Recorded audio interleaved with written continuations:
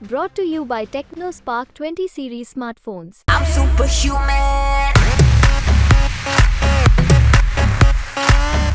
चुनाव हो रहा है या क्या है? जो कांग्रेस का प्रत्याशी मैदान छोड़ के गया, किस कारण से गया पता नहीं, जो भी कारण रहा होगा, पर ये नहीं होना चाहिए। एक लोकतंत्र के ऊपर बहुत बड़ा मुद्दा है। जो प्रत्याशी अब मैदान में हैं, अब हम उनकी सोचें कि जो 15 प्रत्याशी हैं उनमें से हमें किसी एक का चुनाव करना है तो करना है, यही चुनाव है, उसे बाहर करना है। तो हम निराशावादी क्यों बने? इतने लाख हजार करोड़ रुपए देने के बाद में ये पूरा सिस्टम बना है कि हम हमारी सरकार को चुने। साफ समझ में आता है कि अगर कांग्रेस के जो नेता हैं वो खुद ही कांग्रेस के आला कमान पर भरोसा नहीं कर रहे हैं तो कांग्रेस को कहीं ना कहीं आत्मचिंतन की ज़रूरत है। मध्य प्रदेश में लोकसभा चुनाव का अंतिम यानी कि चौथा चरण बचा हुआ है, जिसके लिए 13 मई को मतदान होंगे। इंदौर लोकसभा सीट पर यहां से चुनाव होना है। इंदौर की चर्चा हो रही है क्योंकि यहां पर मैदान में इस बार कांग्रेस नहीं है। कांग्रेस प्रत्याशी अक्षय बम ने अपना नामांकन वापस ले लिया। सिर्फ नामांकन वापस नहीं लिया बल्कि बीजेपी में जाकर शामिल हो गए, जिसकी चर्चा सिर्फ इंदौर और मध्य प्रदेश में नहीं बल्कि पूरे देश में हो रही है। इस वक्त हमारी मौजूदगी यानी कि एमपी तक की मौजूदगी है इंदौर की सबसे मशहूर 56 दुकान पर, और यहाँ पर मौजूद लोगों से हम जानेंगे कि इस लोकसभा चुनाव को लेकर यहाँ के लोग क्या कह रहे हैं। कांग्रेस जिस तरीके से नोटा को आगे बढ़ा रही है, बढ़ावा दे रही है, उसको लेकर यहाँ की जनता का क्या कुछ मानना है। कई वरिष्ठ लोग भी हमारे साथ मौजूद हैं। सर हमारे साथ हैं, आप बताएं कि कैसी स्थिति नजर आ रही है आपको लोकसभा चुनाव में? कांग्रेस नहीं है, नोटा की बात हो रही है, कैसे लग रहे हैं ये वाले लोकसभा चुनाव? लोकसभा चुनाव ऐसा लग नहीं रहा है कि हमारे देश का चुनाव हो रहा है। जो एक उत्साह होना चाहिए आम पब्लिक के अंदर, वो इंदौर में कुछ भी लग नहीं रहा है कि चुनाव हो रहा है या क्या है। जो कांग्रेस का प्रत्याशी मैदान छोड़ के गया, किस कारण से गया पता नहीं, जो भी कारण रहा होगा, पर ये नहीं होना चाहिए। एक लोकतंत्र के ऊपर बहुत बड़ा मुद्दा है। जो यहाँ की पब्लिक में कोई जोश नहीं है कि चुनाव, जो हर साल हर बार जो भी चुनाव होते हैं उस चुनाव में जैसा उत्साह होता है, पब्लिक बढ़ चढ़ के भाग लेती, वो इंदौर में ऐसा कुछ भी लग नहीं रहा कि चुनाव का महत्व तो ही खत्म कर दिया गया। जी बिल्कुल। तो कांग्रेस कह रही है कि वो नोटा के लोगों को बोलेगी कि आप कांग्रेस नहीं है मैदान में तो आप नोटा को वोट दीजिए। कांग्रेस की अपील को लेकर आप क्या सोचते हैं? नहीं, बेकार है। नोटा में दें उसमें दें, कोई मतलब नहीं ना। जब पब्लिक में ही उमंग नहीं है कि वो जो एक इतना बड़ा देश का त्यौहार है, उस त्यौहार में भाग लेना, तो भाग लेने का कोई औचित्य नहीं रहा। अब नोटा में दो या कांग्रेस में दो या अन्य में दो या बीजेपी में दो, ठीक है, परंपरा है, उसको निभाना। ठीक है, चलिए और भी लोग हैं, उनसे बात करेंगे। सर हमारे साथ हैं, आपको क्या लग रहा है कि ये जो पूरी परिस्थिति निर्मित हुई है यहाँ इंदौर में, अक्षय बम ने नामांकन वापस ले लिया, बीजेपी में चले गए, ये दल बदल की राजनीति इंदौर में, नामांकन वापस ले लेना, ये सबको आप कैसे देख रहे हैं? भाई जो हुआ है उससे तो कोई ताल्लुकात नहीं है, पर जो होना है उसके ऊपर ध्यान दें। जो प्रत्याशी अब मैदान में हैं, अब हम उनकी सोचें कि जो 15 प्रत्याशी हैं उनमें से हमें किसी एक का चुनाव करना है तो करना है, यही चुनाव है। कि जो मैदान में हैं उनका चुनाव करना है तो उनमें से जो बेस्ट है उसका चुनाव करेंगे, ये सीधी सी बात है। जो नहीं है उसकी क्या सोचे? जो नहीं है तो गया, क्योंकि वो उन परिस्थितियों में ही नहीं था कि वो चुनाव लड़ पाए। तो जो चुनाव लड़ने की परिस्थिति में ही नहीं है, जिसके दिल और दिमाग इस बात के लिए तैयार नहीं है कि वो जनप्रतिनिधि बनने के लिए मैदान में खड़ा हो, तो उसके ऊपर विचार करने की ज़रूरत नहीं है। विचार करने की उसके ऊपर ज़रूरत है कि जो निर्दलीय होकर भी मैदान में खड़ा है, तो जो स्वाभिमान से खड़ा है उसका चुनाव करेंगे। तो इन सब में जो भी उचित होगा वो लोकतंत्र की परंपरा को, प्रजातंत्र की परंपरा को सुरक्षित रखने के लिए वोट करेंगे। जी बिल्कुल। और जो कांग्रेस नोटा को लेकर अपील कर रही है, उसे लेकर क्या सोचते हैं? देखिए, मैं ये मानता हूँ कि निराशावादी बातें करने से कुछ भी हासिल होगा नहीं। हमें आशावादी बातें करना होगी कि जो हमारे बीच में है हमको उसमें से चुनाव करना है। जो अच्छा है उसको हमें चुनाव करना है, जो अच्छा नहीं है उसे बाहर करना है। तो हम निराशावादी क्यों बने? इतने लाख हजार करोड़ रुपए देने के बाद में ये पूरा सिस्टम बना है कि हम हमारी सरकार को चुने। पूरे विश्व में से भारत एक ऐसा देश है जो अंतिम व्यक्ति तक ये बात के लिए प्रेरित करता है कि वो अपने प्रतिनिधि को चुने। तो हमें अपने प्रतिनिधि को चुनना है, न कि जो बाजार में नहीं है उसके लिए सोचना है। तो मैं फिर से बोल रहा हूँ कि हम प्रजातंत्र के इस उत्सव में सम्मिलित हों और सम्मिलित होकर जो इस बाजार में आया है उसका चुनाव करें। ठीक है, चलिए। तो सभी जो प्रत्याशी हैं निर्दलीय भी उनके ऊपर ध्यान दें, ना कि जो छोड़ के चला गया है मैदान उसके ऊपर ध्यान दें। आप बताएं सर, कैसे देख रहे हैं इंदौर में इस पूरे प्रकरण को और क्या लग रहा है इलेक्शंस को लेके अब? मैडम, माहौल तो अभी देखा जाए इंदौर में सुस्त ही चल रहा है। किसी में ऐसा उत्साह नहीं दिख रहा है, ना तो पार्टी वर्कर्स में दिख रहा है ना जनता में दिख रहा है। प्रशासन तो लगा हुआ है अपने स्तर के ऊपर कि वो वोटिंग प्रतिशत बढ़ाए, पर अभी जो माहौल चल रहा है इंदौर में कि जैसे कांग्रेस प्रत्याशी ने अपना नामांकन वापस लिया है और जो बीजेपी का प्रत्याशी ऑलरेडी पिछली बार 5 लाख वोटों से जीता है, इस बार उन्होंने अपना वोटिंग और बढ़ाया है कि भाई 8 लाख वोट से 10 लाख वोट से जीतेंगे। तो जनता को तो इंदौर की जनता को तो ये लग रहा है कि भैया बीजेपी वाले तो ले जाएंगे, एक तरफा माहौल है, तो उत्साह नहीं नज़र आ रहा है किसी में। उत्साह नहीं है। और ये जो पूरा प्रकरण हुआ, बीजेपी में गए अक्षय बम, नामांकन अंतिम दिन में वापस ले लिया अपना, इसे कैसे देख रहे हैं? मैडम, चुनाव तो सिर्फ एक ही पक्ष में हो रहा है। पूरे भारत में सिर्फ मोदी जी दिख रहे हैं, इसके अलावा मार्केट में और कोई उनके अलावा कोई विपक्ष में कोई ऐसा तगड़ा उम्मीदवार नहीं दिख रहा है जो मोदी जी को टक्कर दे सके।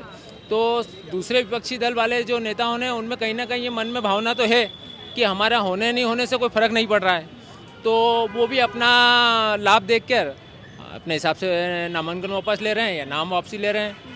जी बिल्कुल। तो फाइट जो है वो यहाँ पर ऐसा माना जा रहा है कि इंदौर में बीजेपी पहले से ही काफ़ी ज़्यादा मजबूत थी, उसके बावजूद भी ये जो तमाम चीज़ें हुई, अक्षय बम ने नामांकन वापस लिया, तो अब लोकसभा चुनाव को लेकर क्या सोच रहा है युवा जो है इंदौर का, वो क्या सोच रहा है? युवाओं से यही प्रेरणा है कि सब जाके अपना मताधिकार का उपयोग करें, नोटा में वोट देके अपने वोट को शून्य ना करें। कृपया जो बेस्ट विकल्प है उसको चुनें, ताकि जो भी बेस्ट रहेगा वो आगे होगा। और अपने मताधिकार को कभी भी जीरो नहीं करना चाहिए युवा को। और जो भी युवा है, मैं से यही सभी को यही बोलना चाहूँगा कि अपना वोट कृपया करके देने जाएं और अपने मताधिकार का उपयोग करें और अपने वोट को शून्य ना करें। जी बिल्कुल। तो नोटा को लेकर आपका इनका राय ये है कि वो अगर आप नोटा चूज़ करते हैं तो वो शून्य हो जाएगा। कांग्रेस इसको लेकर प्रचार कर रही है कि आप नोटा को दबाइए, कांग्रेस के प्रत्याशी मैदान छोड़ देते हैं। इन सब को लेकर क्या सोच रहे हैं आप? देखिए, कांग्रेस प्रत्याशी ने छोड़ा है, उनका नामांकन वापस लिया है, लेकिन हमारे पास और भी है ना उपाय, उनका हम उपयोग करें। और नोटा आज जो है नियम है, नियम के अनुसार ये कहता है कि नोटा आप कितने भी नोटा अधिक भी प्रतिशत ले आया, उसके बाद भी जीतने वाला तो सेकंड नंबर का होगा। मतलब नोटा कुल मिला के कोई उपयोग का नहीं है। बहुत सारे समय ऐसे आए हैं, गुजरात में भी आया था एक बार, उसमें भी मतलब बहुत अधिक नोटा को सबसे ज़्यादा अधिक वोट मिले थे, उसके बाद भी वो कुछ मतलब का नहीं हुआ। सेकंड नंबर पे जो था जिसके ज़्यादा वोट थे वो जीत गया। इसलिए अपना वोट, क्योंकि आज के समय में कोई भी बेस्ट नहीं है, कुछ न कुछ उसमें कमी तो है ही सही। इसलिए अवेलेबल बेस्ट आपको इन दोनों में से भी कौन सा थोड़ा सा भी बेस्ट लग रहा है, थोड़ा अच्छा काम कर रहा है, उसको वोट दीजिए आप। तो बिल्कुल नोटा को लेकर जो है इंदौर के जो जनता है उनका कहना है कि वोट जो है वो वेस्ट होगा। भैया हमारे साथ हैं, आप बताएं कि इंदौर में जो ये पूरा प्रकरण हुआ, अक्षय बम ने नामांकन वापस ले लिया, बीजेपी में चले गए और अब कांग्रेस नहीं है मैदान में, तो चुनाव कैसे लग रहे हैं आपको इस बार लोकसभा चुनाव? चुनाव का माहौल तो थोड़ा ठंडा है, परंतु यदि देखा जाए तो वोटिंग परसेंट इंदौर का बढ़ाना चाहिए। यदि वो गए हैं उस साइड तो उनकी गलती है, कांग्रेस की गलती होगी तो उनने ऐसा गलत कैंडिडेट को टिकट दिया। लेकिन जो राष्ट्रवादी विचारों के पक्ष में या फिर क्योंकि युवाओं का ये फर्स्ट टाइम वोट है, कोई पहली बार वोट दे रहे होंगे, किसका सेकंड टाइम वोट होगा, तो उनको अभी वो टाइम है कि उनको सही निर्णय लेके वोट देने जाना चाहिए। ठीक है, तो वोट प्रतिशत बढ़े ये लोगों की उम्मीद है। आप बताएं आपको क्या लग रहा है, ये जो पूरा प्रकरण हुआ है, यहाँ आ जाइए, उसको आप कैसे देख रहे हैं? मैम, ये जो भी है एक नोटा को लेके एक ऐसा धारणा बनाई जा रही है कि अगर नोटा पे ज़्यादा वोट किया जाएगा तो इससे वोट परसेंटेज गिरना है, वो तो जो उम्मीदवार जो अच्छा उम्मीदवार है उसको वोट परसेंट गिरेगा ही। बाकी लोगों को ये भ्रमित किया जा रहा है कि नोटा पे वोट देने से एक सही कैंडिडेट तो कोई चुना नहीं जा सकता। नोटा को वोट देने से नोटा का कोई चेहरा तो है नहीं, तो उससे आपको लोकसभा में कोई रिप्रेजेंट करने वाला नहीं मिल रहा है। कांग्रेस आरोप लगा रही है कि बीजेपी लोकतंत्र की हत्या कर रही है, उसको लेकर जनता क्या सोचती है? मैम ऐसा तो कुछ नहीं है, लोकतंत्र यहाँ पे फेयर इलेक्शंस हो रहे हैं। अब उनके पास कोई कैंडिडेट नहीं है तो इसमें बीजेपी क्या कर सकती है? ये मैम उन लोगों की कमी है, इसमें बीजेपी का कोई प्रोपेगेंडा है ही नहीं। ये उन लोगों की कमी है जो वो ढोल रहे हैं अपोजिशन पे। आपको क्या लग रहा है, कांग्रेस क्यों जो है अपने प्रत्याशियों को नहीं संभाल पा रही है और कांग्रेस नोटा की अपील कर रही है? क्या सोचते हैं? कांग्रेस में वैसे तो मैं जहाँ तक मेरे को लगता है कि उसमें ना रूल्स एंड रेगुलेशन की बहुत सारी कमी है। वो जो कहते हैं वो कर नहीं पाते हैं, लेकिन कुछ लोग ऐसे हैं कि उनमें ना कुछ करने के लायक है, लेकिन फिर भी उनको है ना मैदान में उतारा नहीं जाता है। जो मतलब चुनाव के कुछ 1 साल या 2 साल पहले से मतलब जो अच्छा प्रचलित चेहरा रहता है उसको बिठा दिया जाता है और दूसरे को खड़ा कर दिया जाता है। तो इसलिए उनको मतलब उनके वेस्ट एक जो मेरा मानना है कि जो वो हिंदू विरोधी हैं, एक तो वो अधिकतर हिंदू के ऊपर जहाँ भी जाएं सबसे पहले उनका काम ये होता है कि पहले इनको बिठाया जाए। भारत एक हिंदू राष्ट्र है, जब तक आप सभी को साथ लेकर नहीं चलोगे तब तक आप चुनाव जीत नहीं सकते। ये अभी ऐसा कहीं लिखा तो नहीं गया है कि भारत हिंदू राष्ट्र है? लिखा नहीं गया, लेकिन जनसंख्या के आधार पर देखें तो ये एक हिंदू राष्ट्र देश। आप चाहते हैं ऐसा हो भारत? जी जी, हम तो चाहते हैं कि हिंदू राष्ट्र बने। चाहते हैं, ठीक है, बिल्कुल। मैम हमारे साथ हैं, आप बताएं मैम, इंदौर में जो ये राजनीतिक उठापटक पिछले दिनों हुई है, कांग्रेस कैंडिडेट नामांकन वापस ले लेते हैं, बीजेपी में चले जाते हैं, इसे आप कैसे देख रहे हैं? देखिए, इसे साफ समझ में आता है कि अगर कांग्रेस के जो नेता हैं वो खुद ही कांग्रेस के आला कमान पर भरोसा नहीं कर रहे हैं, तो कांग्रेस को कहीं ना कहीं आत्मचिंतन की ज़रूरत है। उनको ज़रूरत है ये सोचने की कि जो उनके उच्च अधिकारी हैं वो अपने नेताओं का कितना रिस्पेक्ट कर रहे हैं, और उनको खुद ये आत्मचिंतन करना पड़ेगा कि क्यों उनके नेता उन्हीं को छोड़कर, आज कितने पुराने नेता उनके यहाँ के जिनकी को इतनी बेइज्जती सहन करनी पड़ रही है अपने ही लोगों द्वारा, वो ही छोड़कर कहीं ना कहीं वो असंतुष्ट हैं, इसीलिए वो बीजेपी में आ रहे हैं। और कहीं ना कहीं हो सकता है इसका ये भी मतलब है कि बीजेपी के नेतृत्व पर उनको पूरा भरोसा है, उनको पता है। अच्छा, कांग्रेस कह रही है नोटा को वोट दीजिएगा अगर हमारा कैंडिडेट नहीं है तो? ये तो कोई बात ही नहीं हुई। कांग्रेस नहीं है तो क्या कुछ भी नहीं है हमारे देश में? और कई विकल्प है। मैं ऐसा नहीं कहती कि आपको बीजेपी को ही देना है। आपको सही समय पर सही फैसला लेना है। आपको ये देखना है कि हमारे देश का हित कहाँ है। आपको ये नहीं देखना कि आपका पर्सनल इंटरेस्ट क्या है। आपको देखना है कि हमारा देश कहाँ किस दिशा में जाकर किसका साथ देकर आगे बढ़ सकेगा। जी बिल्कुल। हमारे आपका नाम बताएं मुझे। यशस्वी काबले। यशस्वी, तो पहली बार वोट देंगी आप इस बार, तो देखिए फर्स्ट टाइम वोटर भी हमारे साथ है एमपी तक पर, और मुझे बताएं कि पहले तो बताएं एक्साइटमेंट है, पॉलिटिक्स के बारे में पढ़ रही हो, पता है इंदौर में क्या हो रहा है? जी, मेरे को पॉलिटिक्स में बहुत इंटरेस्ट है और मैं तो बहुत सालों से वेट कर रही हूँ कि मेरे को वोट डालने को कब मिलेगा। अच्छा, तो मुझे बताओ कि ये जो इंदौर में अभी हुआ है, कांग्रेस प्रत्याशी ने नामांकन वापस ले लिया, बीजेपी में चले गए, दोनों के बीच में काफ़ी गहमा गहमी जो है बयानों की रही, आपने पढ़ा ही होगा क्योंकि आपका इंटरेस्ट है, तो इसे फर्स्ट टाइम वोटर कैसे देख रहा है, क्या सोच रहा है इसके बारे में? मैं इस वक्त ये सोच रही हूँ कि एक कैंडिडेट हमारे चुनाव में से कम हुआ है तो वो बहुत बड़ा प्रॉब्लम है, क्योंकि चुनाव हमेशा फेयर होना चाहिए, तो वो हट गए हैं, वो बहुत बड़ी बात है। पर ठीक है, अब क्योंकि हमारे पास वो चॉइस नहीं है, इसका मतलब ये नहीं कि हम वोट डालने ही ना जाए। हम इस देश के नागरिक हैं, इसीलिए हमारा ये कर्तव्य बनता है, ना सिर्फ ये हमारा हक है बट ये ज़रूरी है और हमें करना ही चाहिए कि हमें वोट डालने जाना चाहिए। अब हमें वोट डालने इस वजह से नहीं जाना चाहिए कि हम इस पार्टी को सपोर्ट करते हैं या हम कांग्रेस को सपोर्ट कर रहे थे इसलिए उसको वोट डालने जाएंगे, या बीजेपी को सपोर्ट कर रहे थे इसलिए। आपको ये देखना है कि आपके काम कौन अच्छे से कर सकता है और आप क्या चाहते हैं कि आपको 5 साल में और क्या होना चाहिए आपके शहर में, आपके देश में। उस चीज़ों को देखते हुए फिर आपको जो मन करे उस पार्टी को आप वोट दीजिए, बट वोट डालने ज़रूर जाइए। फर्स्ट टाइम वोटर्स के क्या मुद्दे हैं, आप क्या सोच के जाएंगी वोट डालने? मेरे बहुत सारे चीज़ें हैं जो मैं ऑब्जर्व करती हूँ इन डेली लाइफ। फर्स्ट थिंग जो मैं फील करती हूँ कि हमारे देश में सुरक्षा ये बहुत बड़ा मुद्दा है। महिला सुरक्षा, हाँ जी, महिला सुरक्षा बहुत बड़ा मुद्दा है। जैसे 7 साढ़े 7 बजे के बाद ही हमारा घर थोड़ा सा ऐसे एरिया में है जहाँ पे बहुत भीड़ नहीं होती है, तो हमें 7 साढ़े 7 बजे के बाद ही घर से बाहर निकलना पॉसिबल नहीं होता है। मम्मी पापा चिंतित होते हैं, वो ऑब्वियस है। तो उन चीज़ों के लिए जैसे बाहर की कंट्रीज़ है, जैसे जापान हो गया, कोरिया हो गया, वहाँ पे कुछ 1 मीटर पे सर्कल्स होते हैं जहाँ पे कैमरेज लगे हुए होते हैं। तो ऐसी बहुत सारी प्रेरणा हम बाकी के देशों से लेते हुए और उन चीज़ों को मतलब संस्कार देना अपनी जगह पर है, पर वो सारी चीज़ें स्ट्रिक्ट करना भी बहुत ज़रूरी है। उसके बाद एजुकेशन फील्ड में टीचर्स के लिए, मेरी मम्मी भी टीचर है, तो उनके लिए एक प्रॉपर सिस्टम बनाना, उनको जैसे अगर मैं बोलूँ तो एक एम्प्लॉय की तरह देखा जा रहा है, पर उतनी सैलरी नहीं है और उनको कहा जा रहा है कि आप रिस्पेक्ट के लिए काम कर रहे हैं, बट एज वो एम्प्लॉय ट्रीट किए जा रहे हैं, इसलिए उनको जो उनके प्रिंसिपल्स है और ऐसे वो उस नज़र से देख रहे हैं। तो अब आजकल ना बच्चे रिस्पेक्ट दे रहे हैं और ना एक प्रॉपर सिस्टम है, ना उनको आजकल तो गर्मियों की छुट्टियां भी नहीं मिलती है।